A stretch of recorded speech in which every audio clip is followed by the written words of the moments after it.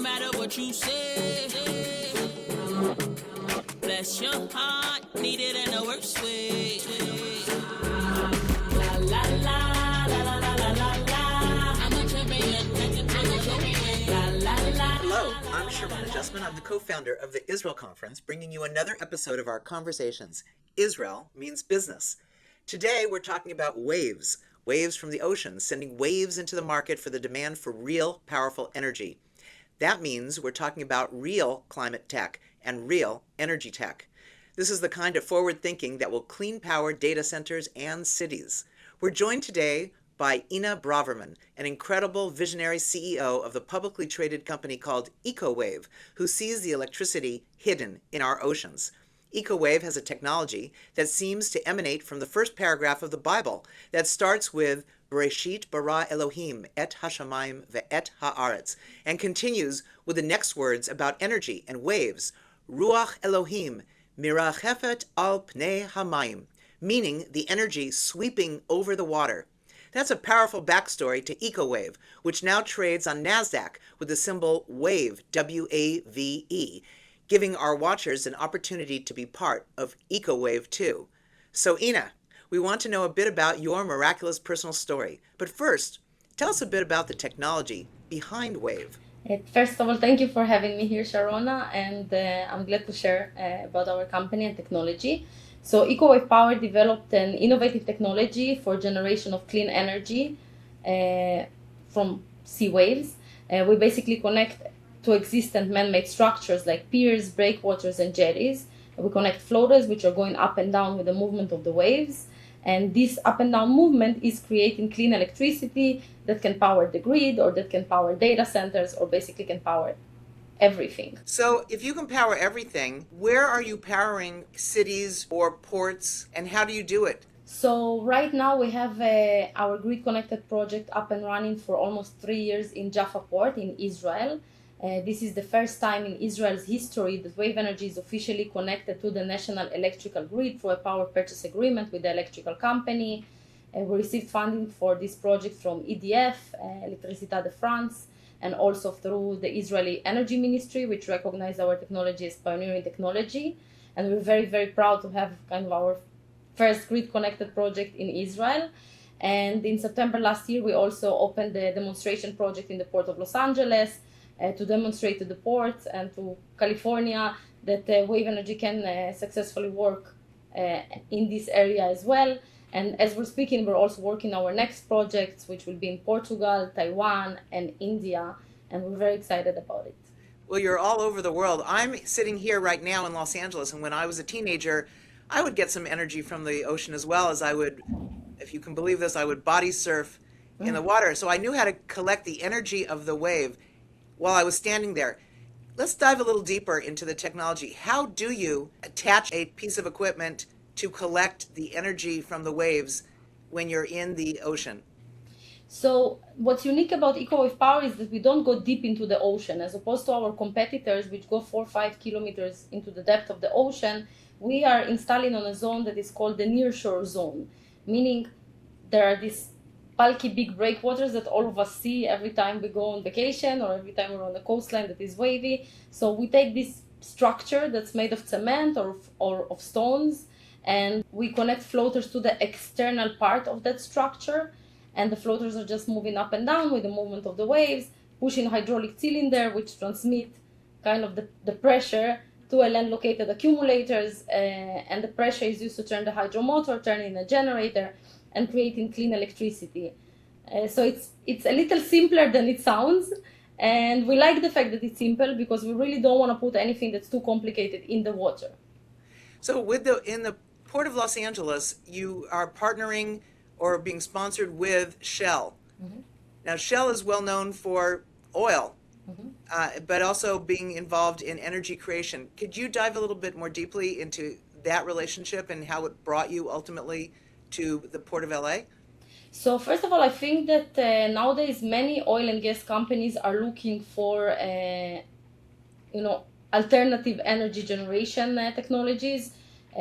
Look at what happened in the solar industry and the wind industry. Those grew from like very small niche industries to kind of gigantic power producers, and this power is definitely needed right now with the in the AI and data center era where the data centers drink a lot of energy. So I think again, even traditional energy companies understand the importance and the high potential that there is in renewable energy, and nobody wants to kind of miss out on the opportunity.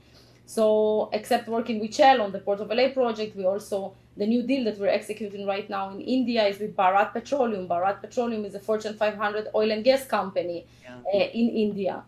So I think, it's clear to see that like wave energy is a high potential industry. According to the World Energy Council, wave energy on its own can produce twice the amount of electricity that the world produces now. And if we're looking at from the US angle, according to the Energy Information Administration, wave energy can generate up to 66% of all the United States energy need. That's a game changer. So we think Shell collaborating with us is kind of looking in the right place in the right time. We want to commend Bharat Petroleum also for working with us for the first project that we're planning to do in India, which will be probably in Mumbai Oil Terminal, which is their site. And any other companies that are talking to us, like we were contacted by Qatar Energy that wants a project on their oil platforms, which is an interesting contact because they don't officially work with Israel, but still they're very interested in our technology. So I think that all of this is like a very, very good sign. The beauty is that through your waves, you're creating global peace by causing people to want to partner. Now, it's very interesting that you're able to attach your technology to the platforms that the oil companies have set up in the ocean. So in a way, there's a future use for clean tech from the oil companies where the world has such a love-hate relationship. How have you navigated that part of the relationship with the oil companies? Listen, from our point of view, any partner or client is great. We can learn from everybody. Companies like Shell or like Bharat Petroleum, there have been like many years in the energy field. They have great connections to government. They have great funding sources. EcoWave Power is a smaller company, obviously. So I think we have the advantage of maybe moving fast and kind of, organizing faster, pivoting faster as a smaller scale company. So maybe these giants have something to learn from us about like speed and execution. And we can learn from them definitely and use their resources in terms of government connections, in terms of, financial possibilities and so on. So I think kind of it's a win-win situation to collaborate with those companies. Do you see if EcoWave can be part of this new wave of energy creation, that ocean technology can replace some of the oil-based or petroleum-based technology for energy? So I think in the longer term, definitely, because as I said before, according to all the scientific studies, the potential of wave energy is massive potential. So if we would really, invest like a small percent of what has been invested in other renewable energy sources into wave energy, you would get like a very, very big market. Also, wave energy is the least intermittent source of renewable energy. So as opposed to solar energy, which is an amazing source, but then you have the night or cloud coverage or pollution that kind of hides the sun and you produce nothing because the night comes every day, so you're not going to be able to produce anything. Wave energy in suitable location can actually produce 24/7 around the clock. And I think that's very, very important. I think another big advantage of wave energy, especially in the era that we are right now, what I call the AI era, is that a lot of the data centers are moving towards the edge, meaning they're being installed in location like ports. They're being next to ports because they need also the cooling effects of the water and so on. So for us, that's also a perfect candidate because they need a lot of electricity. They're located exactly where our technology is. We can connect directly to data centers and bypass, the queue in the grid or all kind of bureaucratic steps and regulations that usually you have to take to connect to the grid, and then execute much larger projects faster. So I think can EcoWave overcome some of the objections that are being placed around data centers because of their energy consumption? Is this an alternative to the problem that the communities are suggesting will happen with an energy center in their community? So I think that EcoWave Power can definitely be a big part of the solution, because part of the objections that I'm hearing, if it's about data centers, if it's about electrical cars, if it's about anything that takes a lot of electricity is, okay, it's great that it's electric and you're not burning like fossil fuels, but where does the electricity come from? Because if in the end of the day the electricity comes from oil or gas or coal, or diesel, which is like the worst and the most expensive one, then of course, it doesn't make sense. You just create more pollution. Like right now already, according to studies of the World Health Association, for example, 1 out of 7 people in the world, I don't mean to sound negative, but 1 out of 7 people in the world like die premature death directly because of pollution from the way that we produce our energy. So given the fact that AI is expected to double the world's energy needs, so meaning double the pollution, I definitely think that the population would accept data centers next to their home or in their port or like in different locations more if they use clean electricity versus polluting sources. Which brings us really to the whole era of AI. You are being touted by NVIDIA in a very high way as a solution. Tell us a little bit about what is the resonance that's happening from Jensen Huang's recent comments about EcoWave. So first of all, we are very, very proud to be featured in 2 of Jensen Huang's keynote speeches. We were featured in the GTC that he did in San Jose as a digital twin of our technology and also our technology in Jaffa Port, Israel. I was actually sitting there like in the crowd, and that was a very, very like exciting and touching moment for me. And the second time was actually a pleasant surprise. We didn't even know that we were going to be featured now in Taipei, in Taiwan, which is a location where we're developing one of our projects. So that's kind of, a nice, like a nice turn of events. So NVIDIA has been like very good. We're also discussing using some of their tools like Omniverse that creates digital twins and other NVIDIA's tools in order to improve our technology. And I think that really wave energy for data centers can be a win-win situation for everybody, because EcoWave Power can really use AI to improve and upgrade our technology to produce more power, to optimize our power production, while companies that require a lot of energy for activation of these data centers can enjoy our energy. So AI improves our technology and we feed AI electricity, clean electricity. I think that's definitely an amazing collaboration. It is an amazing accomplishment. And so, which makes me wonder, do you see competition out there for EcoWave? What is it presently, and where do you see the attraction of money going to help other companies touch the ocean? So 99% of the developers in wave energy, they're like older companies that EcoWave Power, that were established before us, and most of them decided to go into the offshore, like in the middle of the ocean.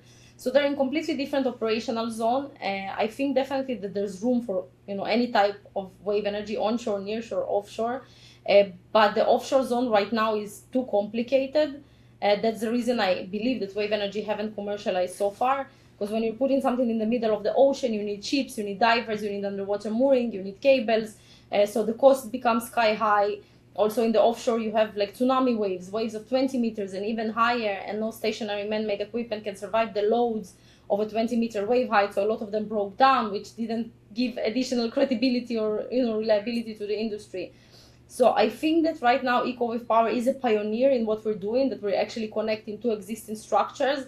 And by doing that, we actually control the cost, like we minimize the cost by hundreds of millions of dollars per each installation. And we have reliability because our technology comes with a patented storm protection mechanism. So when the waves are too high for the system to handle, our floaters automatically go up above the water level and they stay in the upward position until the storm passes. Then they go back into the water. So I would definitely say that EcoWave Power is a pioneer. We achieved something. We achieved a cost level and reliability and survivability level that other companies haven't achieved.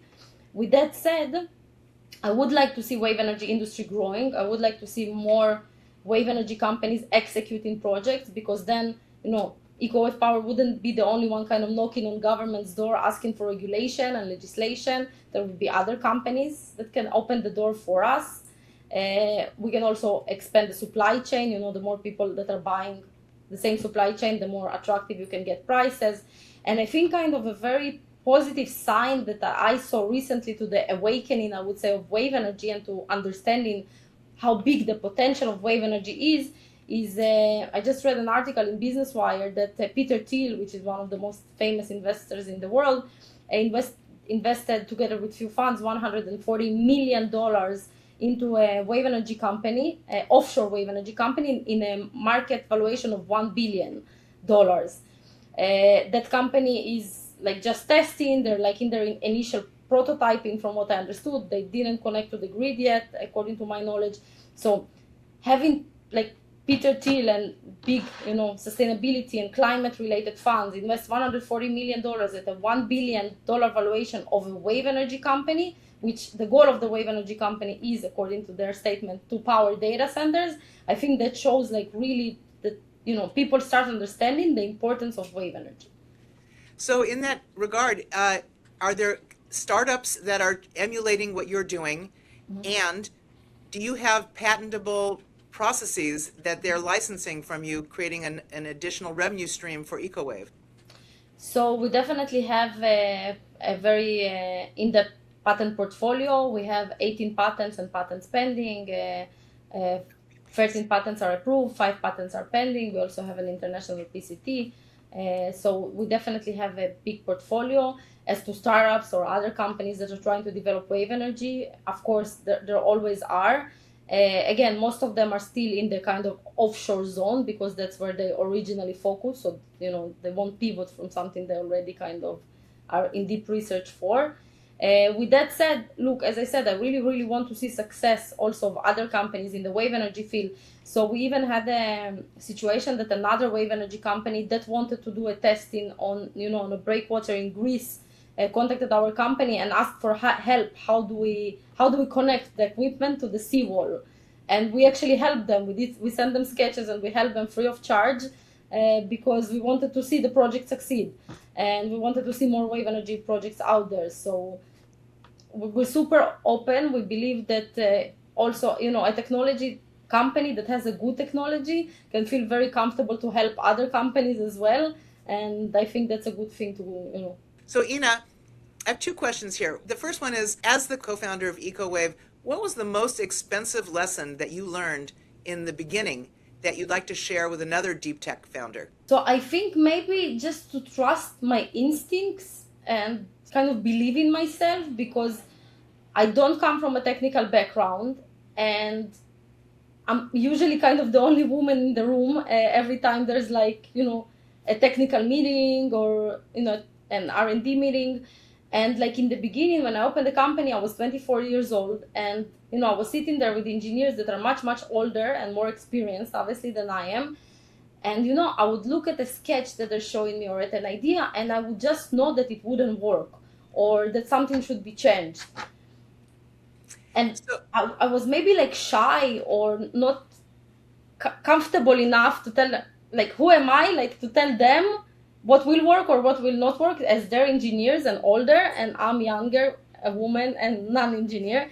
So kind of, I think I didn't like stand up necessarily for what I believed was correct. And as once or twice, like, I let something like that, happen, and I saw that the result was exactly what I imagined or anticipated it to be in the beginning, I think that kind of like taught me a big, big lesson to go with my instincts and my belief.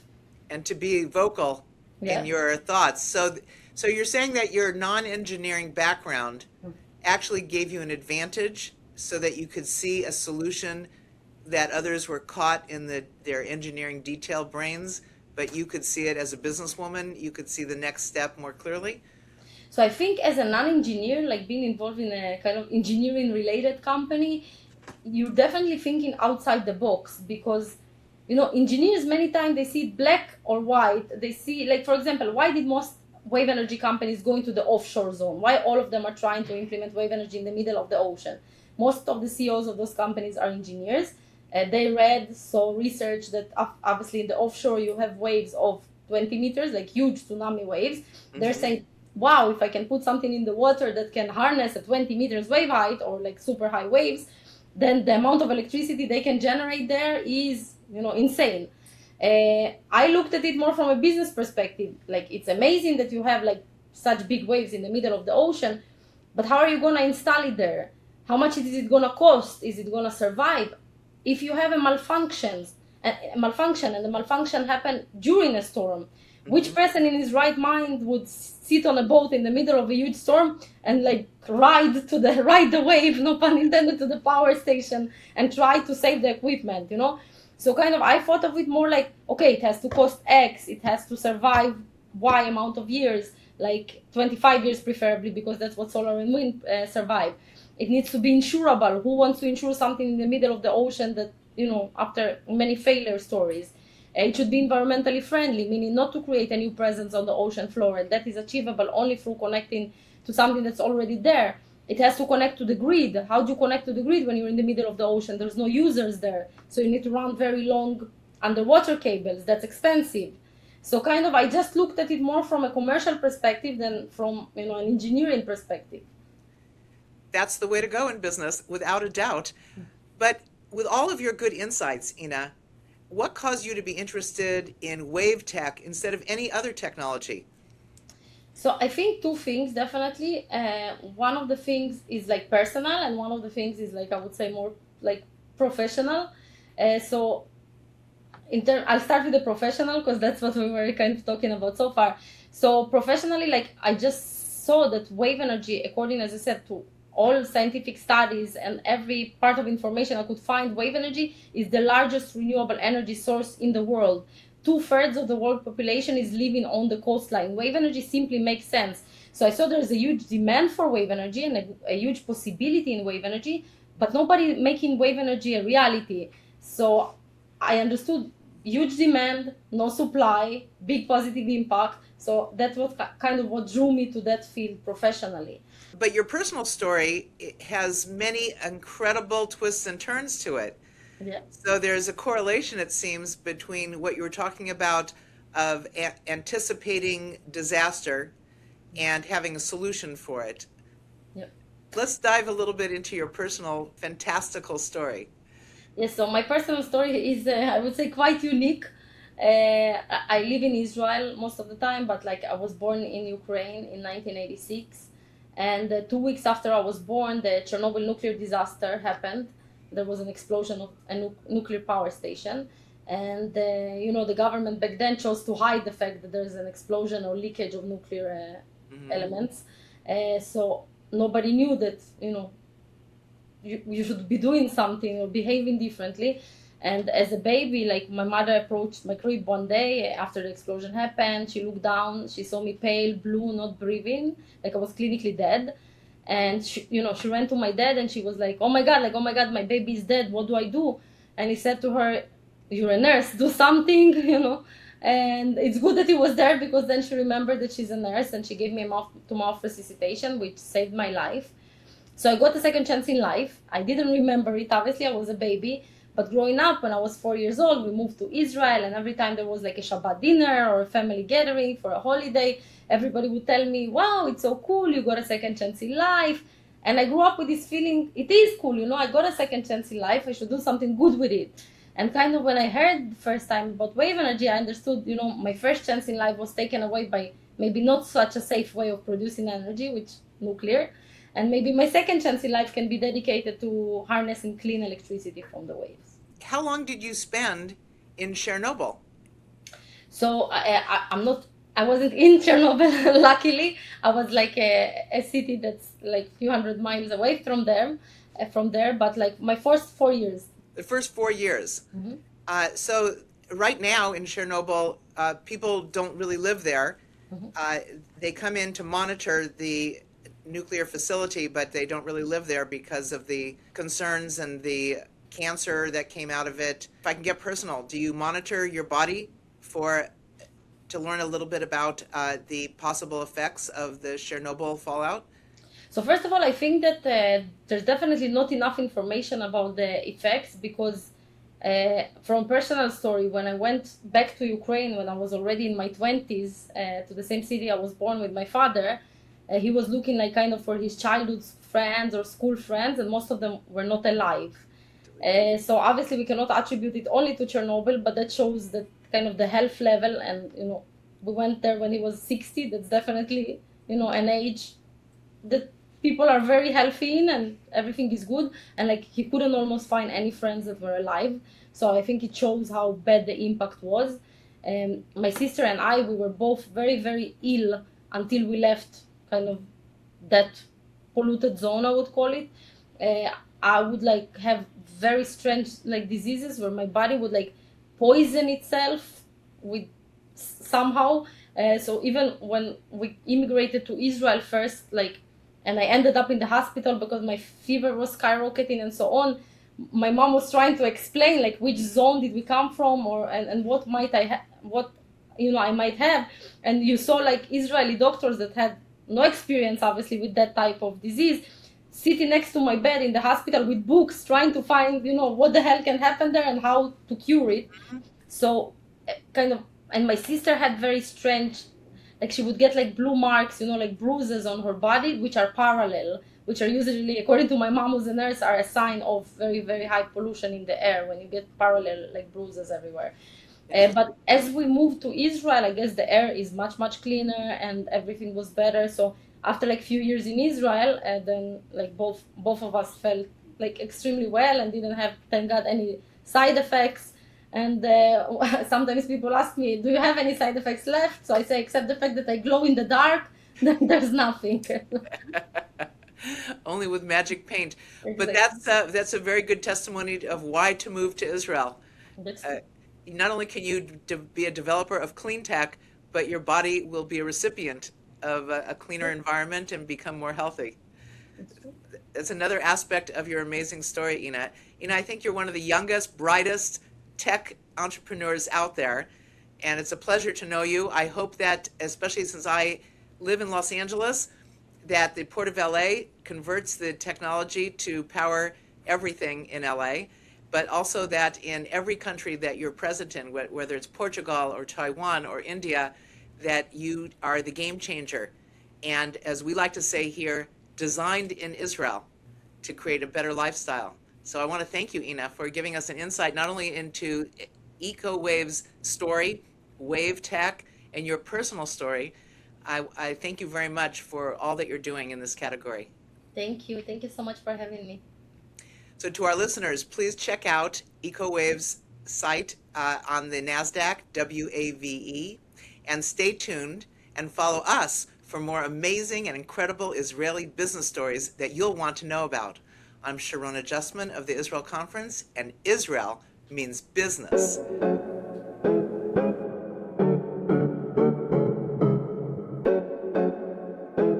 To see more conversations with extraordinary Israeli business entrepreneurs, visit theisraelconference.org.